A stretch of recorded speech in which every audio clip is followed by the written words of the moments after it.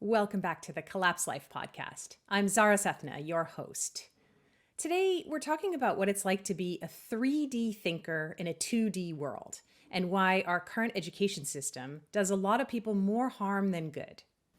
Our guest is Lillian Skinner. She's a researcher, a writer, and the founder of the Gifted Neurodivergent podcast. Growing up, Lillian was not labeled as gifted, but she knew she wasn't like everyone else. It wasn't until she had her own children, and each one of them was diagnosed with so-called differences, that she realized the many ways she was different too. This helped her better understand her own childhood, and she now helps others navigate that same journey. Lillian, welcome to Collapse Life. Thank you. Pleasure to be here. It's great to have you. So let's start first with defining some terms. So what is 2D versus 3D thinking? So spatial giftedness is something that the profoundly gifted researcher, Dr. Linda Silverman, came up with. And she's talking about the ability to see visual spatial. My research has blown it out a little bit more because my brain and that of my children and most neurodivergents that I work with, we see visual spatial, we see it like spatial giftedness also in many other ways. The three areas that she identifies are math, music, and emotions. So those are the three profoundly gifted areas. And my family happens to be savants in those three areas. So we have it in an extreme way, and we can actually sort of see into our own heads, which is pretty much why we found out we were savants, and see how it works. So how does it work just in a simple way? What does the world look like for a 2D thinker, and what does it look like for a 3D thinker? Yeah, so nobody's really truly probably a 2D thinker, but it's a matter of the world teaches us in 2D. So our education system gives us information, and it's like a linear sort of dot, like memorize this, and then that, and then this, and then that. And it's a sequential, like linear sort of learning style. Those of us who have multidimensional thinking, we struggle with that because we see things as much more deep, much more complex. So we're moving through the world, noticing how the sound is, how the feelings are, how you visually see it. And we put those all in our head and make it into like a more 3D visual or understanding. We make it more complex understanding. And we struggle to actually make it 2D because ours are so complex that we don't know what part you're talking about. So it's like taking a model that's highly dimensional and then saying like, let's make it flat.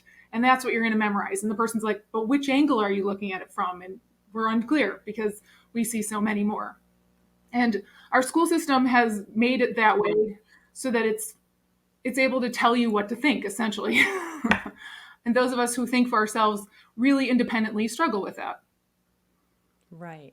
And that's what I kind of wanted to get into in the next hour. So the world is shaped in these two dimensions, essentially. And society then uses that framework to try and maybe force us into boxes. And those boxes seem to be getting even smaller and smaller. So let's talk a little bit about why you think that happens and then the damage that causes to the psyche. And you can talk a little bit maybe about your own experience or your children's experience. Well, so it happens because it makes for a very uniform system. It makes for a uniform society. It makes capitalism function very high, like easily, because capitalism works in a manner that, everybody should have the same likes. It's like you can all have this car, but maybe in different colors. I mean, think of the Model T. It was black, and you got that car and only that car, and then they started branching out from there. So we have essentially a world that it behooves it to have everybody think similarly, like the same things, and try to look the same way. I mean, I think that it's very common. I know that my first mother-in-law was Chinese and she dyed her hair blonde. My second mother-in-law was Middle Eastern and she dyed her hair blonde. And it was very much a thing like everybody looked blonde haired and that was the style for then. And we've moved on from that, but we haven't really moved on that much because truly America's a melting pot and we have so much diversity, and yet we really don't recognize most of it. We don't really encourage most of it. And we're just starting now, finally, in the new century to kind of open up to the idea that, oh, this is something true. And then we have to like accept it and go into it. But it's still very much pushed back on. And thinking is one of the most extreme ways. I think it's almost the last frontier that we're finally opening up on is thinking that oh, people can see and think things differently. I was reading an article this morning on synesthesia, and they were saying how it was very well known that people had synesthesia, but then in the 1920s to 40s, behaviorism came out, and they were like, yeah, let's just push that aside, because if you can't see it from the outside, it doesn't exist. So we have What is synesthesia? synesthesia is the blending of senses. So a lot of people with artists have it. They'll have it like they'll see colors. They'll see words with have colors. I actually see people have colors. But synesthesia is like it's an artist sort of gift where you have these paintings and they're really amazing, and you're like, how did they see it this way? Well, a lot of times it's synesthesia. They see color and mood. They see color, or it's a blending of senses. So it can be really any two. I honestly think that Got it. it's much bigger than what we think it is. I think it could probably go to how we, as neurodivergents, make all these massive connections. But again, I'm not researching that area. I'm just guessing.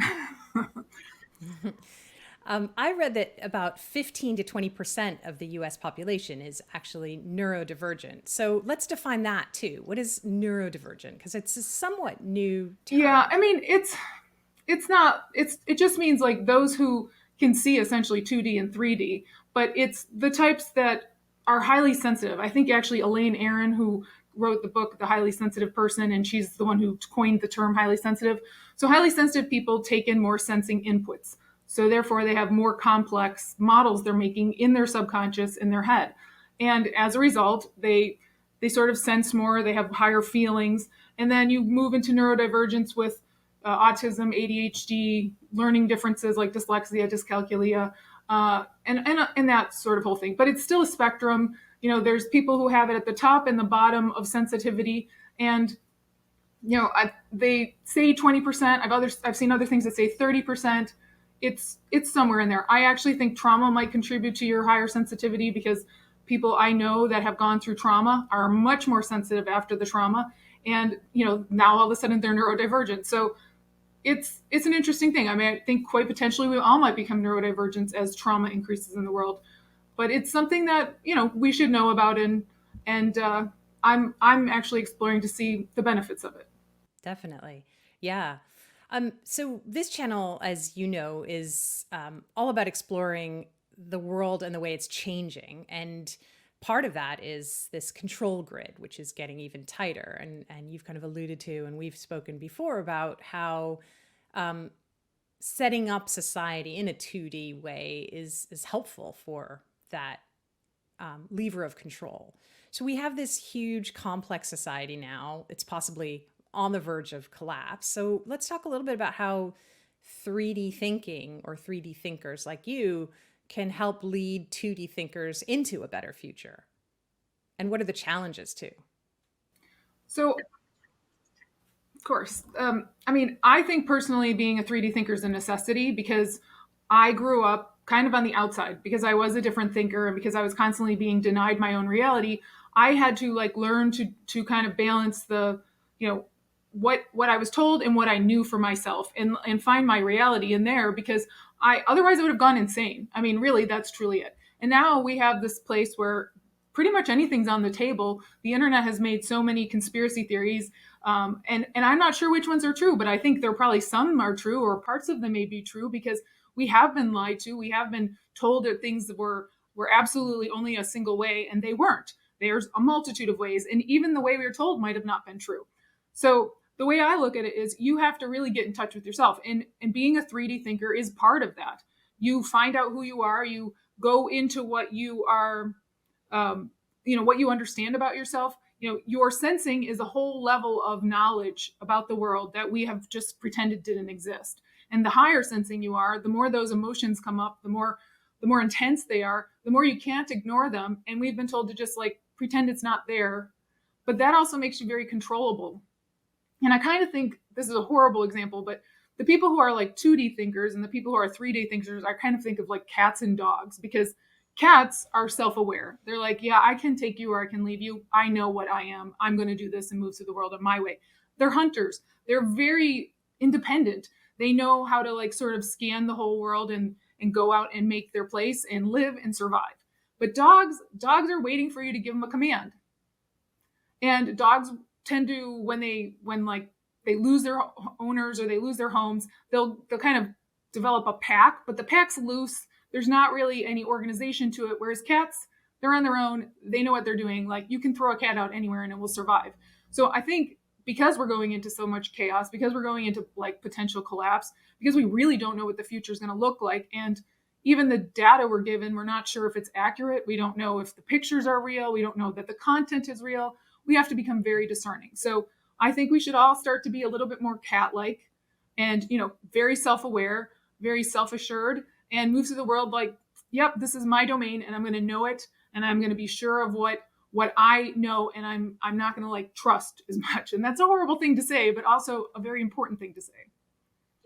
Yeah, and it's not necessarily a bad thing to be discerning and to be critical. It doesn't necessarily mean that you're cynical. It just means that you're being smart about your surroundings. So yeah, aware of them essentially. I mean, we've been told not to be aware of them. We've been told not to point out the like injustices in the world. We've been told not to talk about like the your coworkers' pay and your pay and all of these things that make it so that we have less power.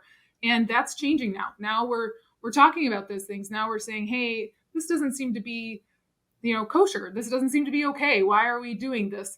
And I think that's really important. I think that we have so much information available that we can pretty much check and see things that we would have normally it would have been repressed. Even I struggle right now, having gone through our public school system.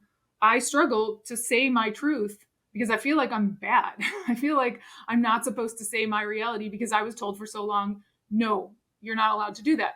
So it takes a lot. And every day I get an email from somebody saying, thank you for saying what you say on your podcast, because it has freed me. It has liberated me so that I can be who I am and not feel like there's something wrong with me. And I think that's a beautiful thing. I mean, that's why I do it essentially. yeah. So let's talk a little bit about what you do. You've had a varied career in consulting and IT, and now you do something completely different. So let's talk a little bit about that and how you help adults and children embrace their differences and use them as competitive advantages. So yes, I have had a very different career. I thought I would go for psychology, but when I got into psychology, I found it to be offending me. Like my emotions were saying, no, this can't be right. Doesn't work for me at all. How could this be true? So I quit psychology and I went in and took business, and I took information systems because at the time it was like the hot degree to get.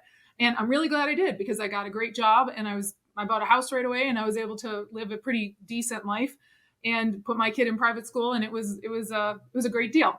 But it also was, it went from being very global, which I am a big picture thinker, to very specific, and so it got kind of boring. And I just found like this isn't it for me. And then by that time I had 2 kids and I was pushed out because I was pregnant, and I was like, okay, great. But I ended up getting my maternity leave because I said, like, I can't believe you're gonna can me while I'm pregnant. Wouldn't that be like illegal? I could be taping this, and I got my maternity leave, so it worked out for me. Thank you, 3D thinking. But I got into I got out of the workforce and I started my own thing, and I was doing consulting that I did in the workforce, which was security related, governance related for around security and IT. And my son was struggling because he had been diagnosed with ADHD. And my daughter was coming up and she was not struggling, but she wasn't being challenged. And she got tested into 18th grade for math, and she was still in lower elementary. And I'm like, how is that even possible? And my son also was a working actor at the time, and he was a little kid. Like he was a professional improv actor. And I was like, how did he learn to do that? I didn't teach him. I mean, we finally stuck him in some acting classes because he just was always doing it. And I was like, this kid's need an outlet.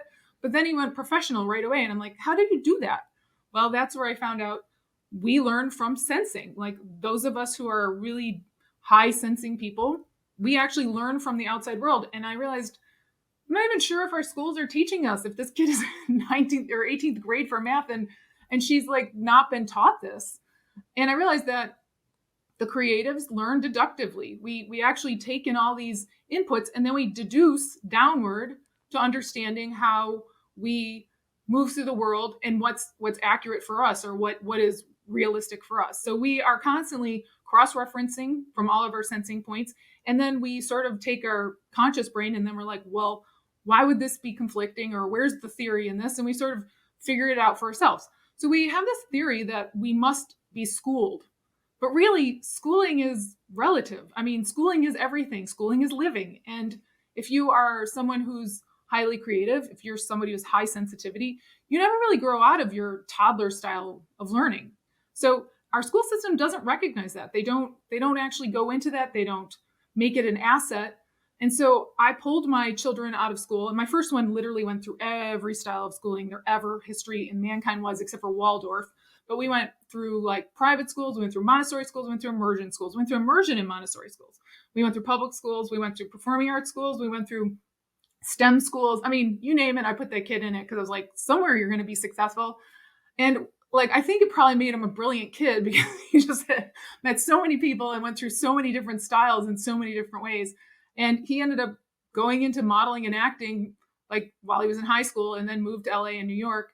And then he just quit it a couple years ago and decided he wanted to go back to college. And now he's in anthropology, biological anthropology. So I was like, well, that is not something I saw coming. But the boys tend to have their cognitive growth spurts later. For my family, the girls still have them when my daughter had hers, which was like third, fourth, fifth grade. And that's why she ran up. And then most people actually have it at around 3. So we don't really understand how learning works, or I shouldn't say we do understand. The school system doesn't pretend that some of us who are different or some of the outliers have different growth spurts. They come up at different times.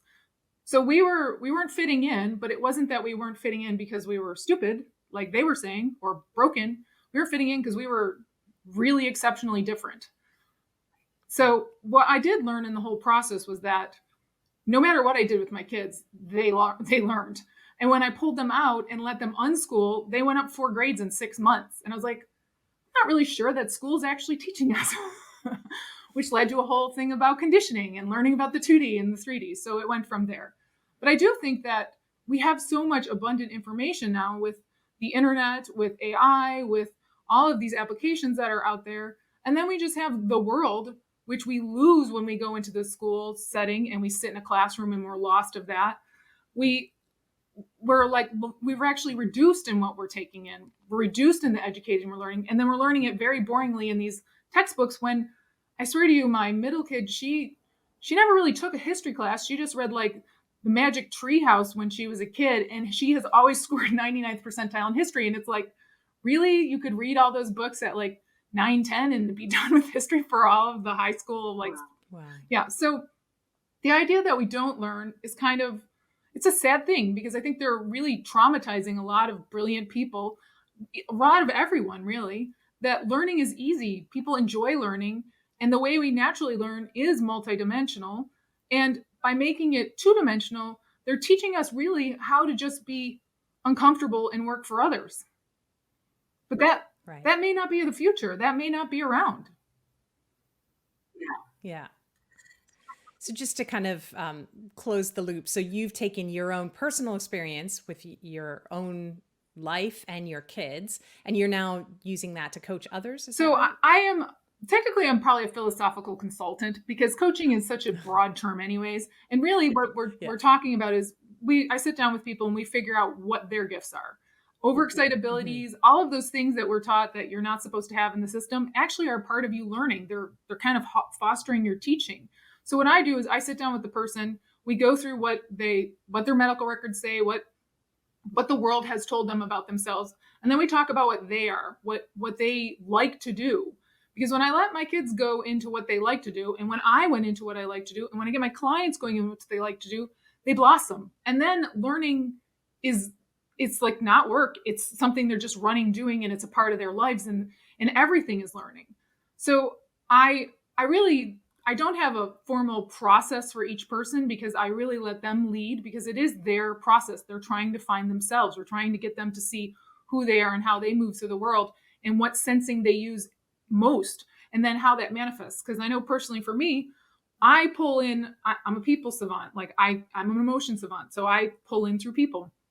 I have high overexcitabilities when I'm with people. I'm actually highly introverted, but nobody believes me because my overexcitabilities come up and I turn on like an antenna and I'm like, I love people, but I then have to recover for a day or two. And it is a lot. The funny thing though, is that I know that it comes out of me intellectually. which people are like, that's a thing? And I'm like, yes, there is creative intellectuals, people. We've really oppressed them because nobody believes me. Yeah. So, just thinking about education for a second, and your own experience is so interesting because you have three children and you've taken them, as you said, through so many different styles of learning. I just wanted to talk a little bit about sort of the goals of education. So, how the formal education system approaches the objectives of learning. They're sort of things that need to be checked off. You need to learn this, you need to learn that, versus your own goals. Like, are you trying to just prepare your children for real world challenges? Are you helping them find their quote unquote passion? Like, what's your approach to education? So for me, it was really simple. We are such outliers. We have savant gifts in an area that it was like, why would I let that go unused, right? That means that we have like a natural aptitude already in this one area, and our everything in our body and brain is sort of like, yeah, this is your area. So for us, we really did have to go into that area, but it does change. I mean, my sister was a music savant, and when she was a little girl, she was an amazing music singer, hit everything, was always like got into everything without ever trying, never even learned to read music. And then now she's a massive poet. She barely sings. So it does modify as you go through. But what I do is I basically say, you have a natural gift and we're going to figure out what that is. So we go into that. But I put my kids in classes, regular classes, like my middle schooler is technically in college. She's not going to high school. She just went straight to college. And those are regular classes. She needs to learn to fit into the world as it is right now. So they go into classes. I put them in, IMAX and made sure they went to do those classes. I put them in things that are both part of the world. And then also I have them in part that allows them to be who they are. I think that the world is, hedge your bets. Like we should be in both. We should be trying to figure out what the world is currently and helping them navigate that. And then we should also be trying to figure out what the world could be. And I think the world's going to go back to craft. I think that if we're supposed to go back 100 years, which is what the futurists say, and I'm a futurist, if we're going back 100 years, that means we're going back to smaller towns and we're going to have crafts. We're going to be working in the town and having like a role for that town that town needs. And we'll have our niche and our whole family will be involved. And I mean, my last name is Skinner, which meant that my family was a bunch of mule skinners at some point in England. Not the best job. I don't want to repeat that, but my point is that that's where we're going.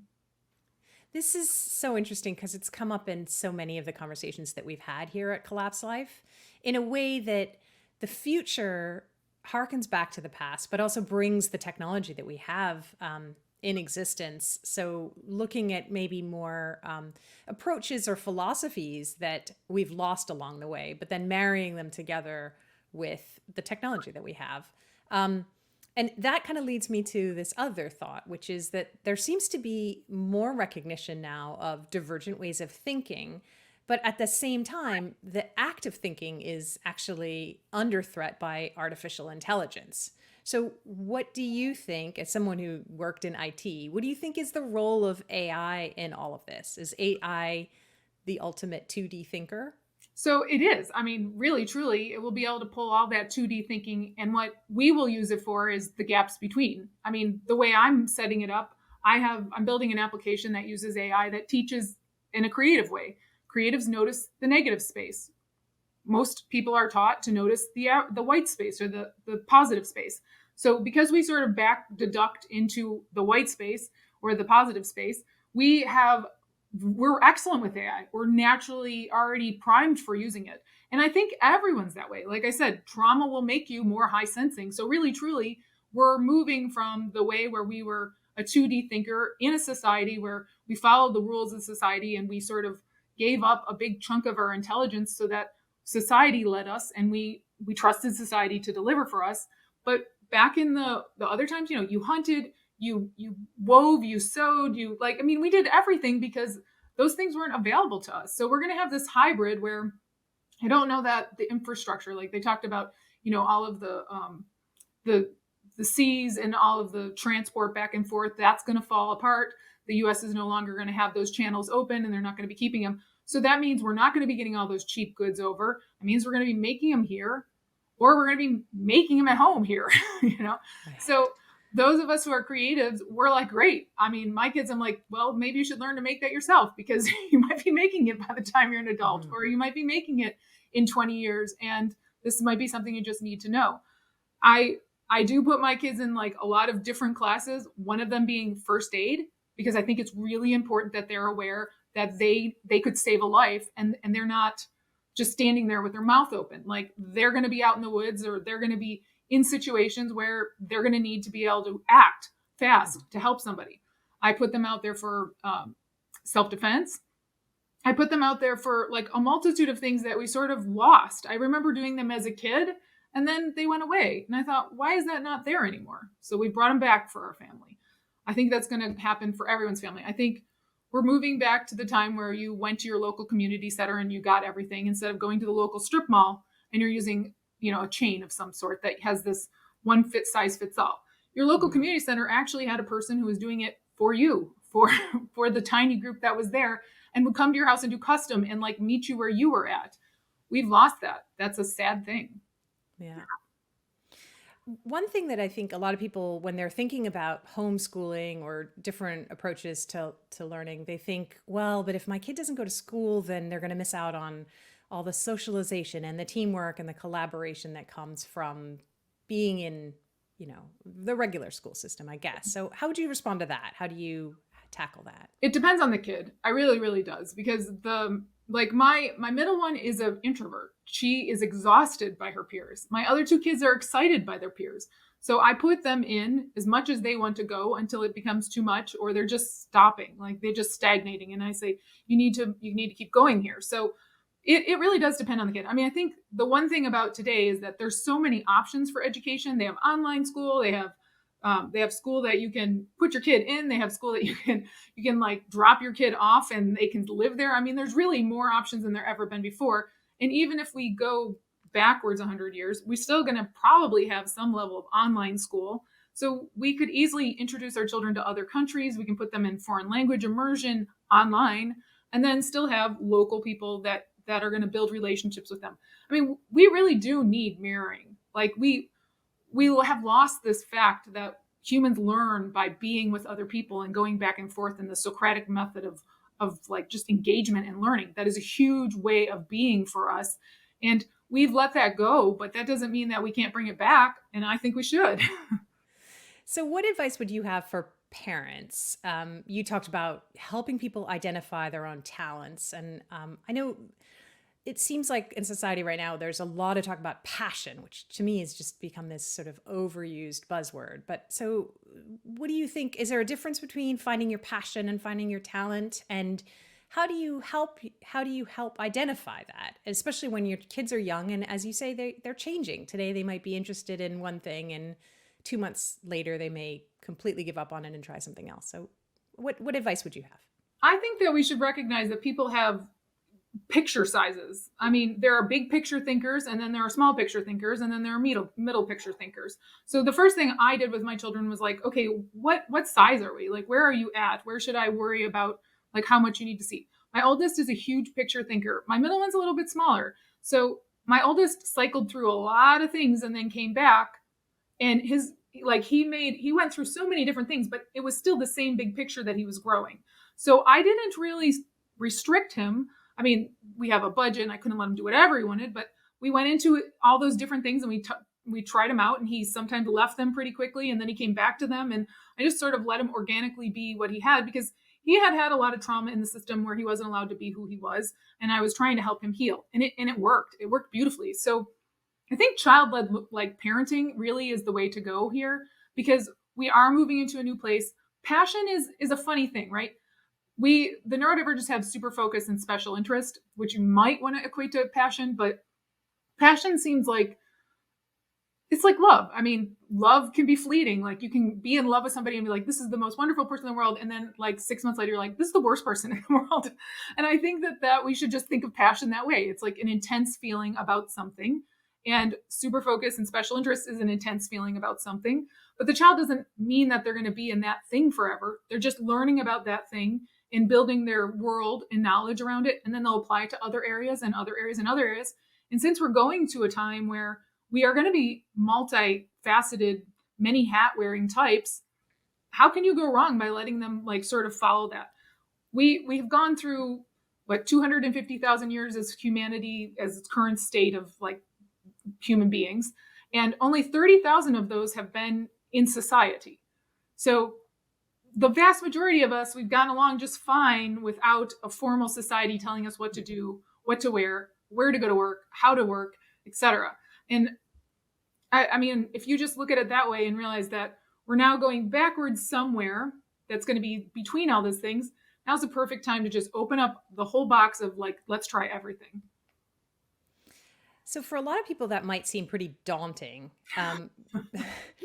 What are the sort of first steps that people could take? I mean, is homeschooling or these alternative forms of education, is it for everyone? Can anyone do it?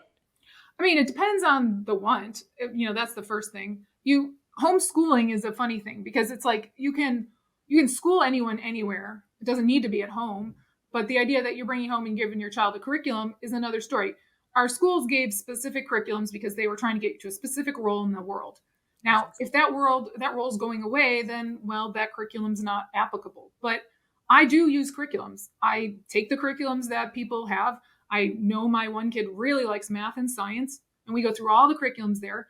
But then I let her read and write as much as she wants, like, to accommodate that. We do bring all the curriculums in. My youngest is in Montessori school right now, and they put them all together. Waldorf incorporates them. The idea that we have them separately is actually so that we can go out into the workforce and do them separately, but then we don't. So I've always been confused why they do that separately, because that's also another part of the 2D versus 3D. By making it 2D in just one subject, you're limiting the child's overexcitabilities to engage. You're having make them repressing them. You're making it exceptionally boring, and you're making them just regurgitate, which means you're kind of leading them around and saying like, now do this, this, this, and this. So it's not about thinking. It's not about growing. It's just about regurgitating. And you have to decide, do you want your child to be a very compliant person, or do you want somebody that you're creating that's going to build their own world, that's going to be a change maker? Because this is the perfect time for change making.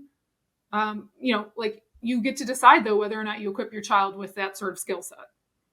Right. Is there a bit of a hybrid approach, maybe for someone who has a full-time job outside of the house, or who thinks maybe there'll be prohibitive costs involved? Is there some sort of a hybrid approach? There are so many hybrids approach. Like everything's a hybrid approach, honestly. I worked and my kids were homeschooling, especially in COVID. We did some online schooling that was pretty fun, actually. They let them do it. We pulled down curriculums from other schools. We used YouTube videos. I mean, there's some amazing YouTube videos out there. There's podcasts. There's so much content that we're going to be sharing. And that's going to essentially be the new part of going back to the old. Like we're going to have a global world thanks to technology. And then we'll have our local villages where we contribute actually physically. And I actually think it could be beautiful. Yeah, it sounds very positive considering, I think you and I see the future in a similar way, which is there's a lot of challenges that we're up ahead, but there's also, I think, a lot that can be very positive out of it. I just wanted to ask again, for families, let's say, who continue to keep their kids in the traditional school system, what recommendations would you have for helping parents help their kids unlearn certain things that they may be learning in school that don't sit right with how you see the world? So maybe you can't pull your kids completely out of school, but how can you help them round out the edges of what they're learning in the system? I mean, my first one was that he had to go to school. I was working in banking and public accounting at the time. And so he had to go to school. And I found that I had to find what he loved and give him that outside. And so we went all in on that outside, and that kept him sane. So I think it's really important that you find what your child loves, and then you just like go full on into it. Realize the schools are not going to serve your child. It actually expects your child to serve them, which some children really struggle with. Other children are able to do it amazingly. But I do find that really the most brilliant, independent thinking, creative children are the ones that struggle the most, because it doesn't allow them to be any of that. It's like saying, no, you're not getting to be yourself. So it's really important that you find out what they love. It's really important that you go into that space and like just let them flourish there, because you cannot learn how to be successful unless you're successful somewhere.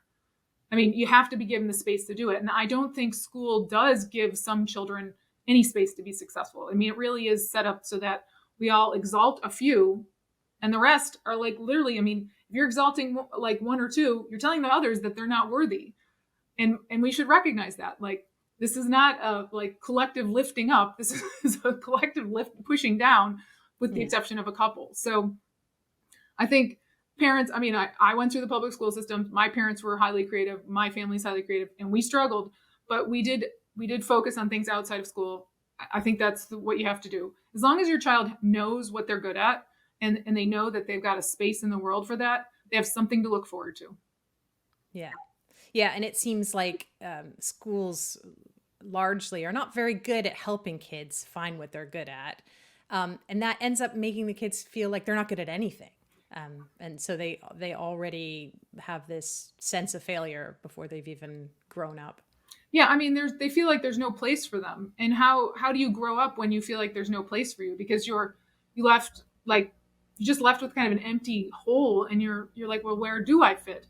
And so when you give them a space, well, here's you fit. Once you find one place you can fit, you can find the next place, you can find another place, you can build that, and you can create a whole world out of it. But if you don't have a single place, that doesn't even seem like it's a possibility. What realistically are the challenges that you've faced in this journey with your kids? I think it'd be really important to help people understand, you've talked about many of the upsides, and just to help them understand what the challenges are that they might face. I think I had to get out of my own way. Honestly, I didn't trust myself. I mean, I went through the system and I thought like, oh my gosh, if I don't do this, they're going to just fail. It's going to be horrible. And I really was worried that I was doing it all wrong the entire time. And I had to learn to trust my own emotions. I had to learn to trust that my internal self knew the direction I needed to go. And there were times my body came up and overrode my decisions. My logic brain was saying, no, you have to do that. And I also think that we should really recognize that there is a huge chunk of teachers and administrators that are trying to separate you from your child. Your child and you should never be separated. And our systems really do separate that so that they can use your child as a tool, because when you are broken, you are much more compliant.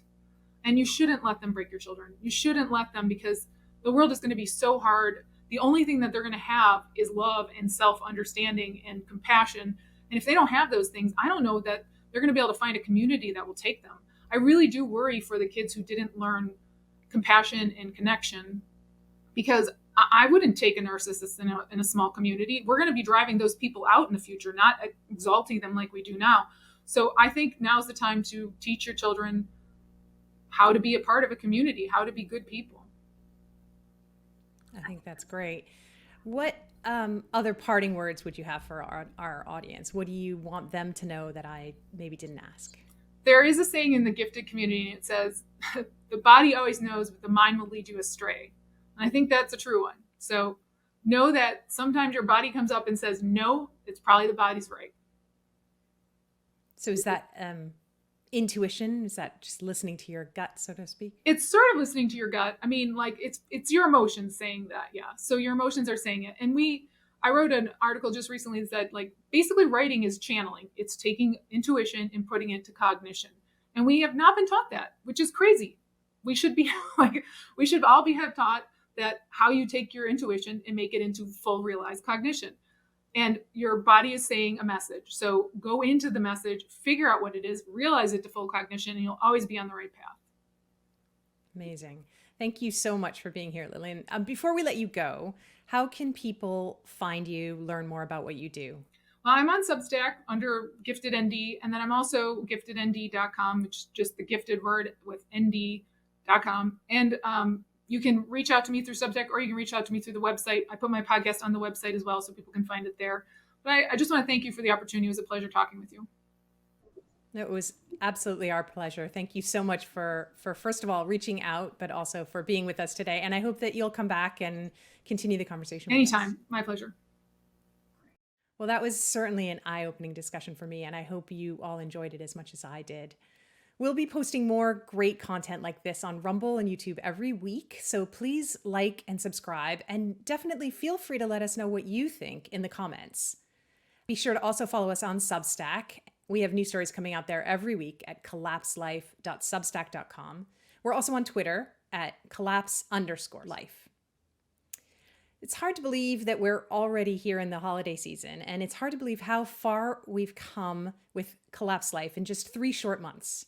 So we really want to express how grateful we are to all our viewers and readers for fueling our passion for telling stories and for interviewing interesting people like Lillian. So thank you all very much for your support. We've dubbed Collapse Life the thinking person's guide to society and demise. It's about opening eyes, taking control, and taking action in our own lives. We look forward to bringing you more engaging, intelligent voices, and we can't wait to see you on the next podcast. Until then, always remember, keep your chin up. It's only collapse. See you soon.